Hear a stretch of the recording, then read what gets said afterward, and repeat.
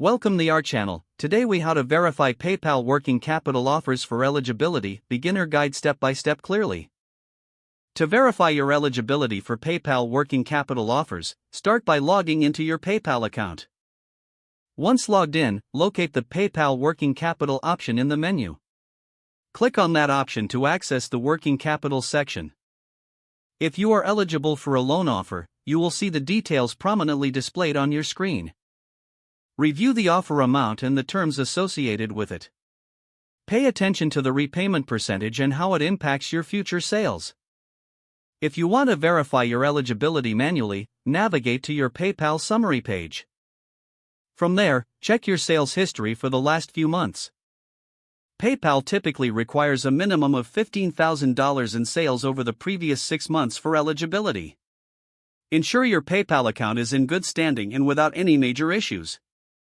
If you have recently received payments into your PayPal account, this could support your eligibility. Consider verifying your business details and transaction history to ensure all information is accurate. If you wish to see potential offers, click on the Get Started button. Follow the prompts to enter your business information as needed. After submitting your information, PayPal will process your request. You will receive a notification about your eligibility status shortly. If approved, return to the PayPal working capital section to view your offer details.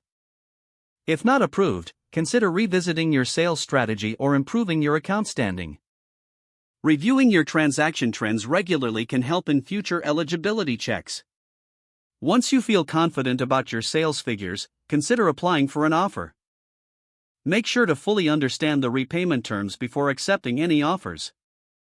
This will ensure you can manage repayments effectively while maintaining cash flow. By following these steps, you can confidently verify your eligibility for PayPal working capital offers. If the page does not load, refresh the browser or try again in a private or incognito window. Make sure you are using the correct email address, then retype it carefully to avoid small typos. If your password is not accepted, use the reset option and create a new strong password you can remember. Check your spam folder for verification or security emails, then complete any requested confirmation steps. Enable two-factor authentication if available to improve account security and reduce unauthorized access risk.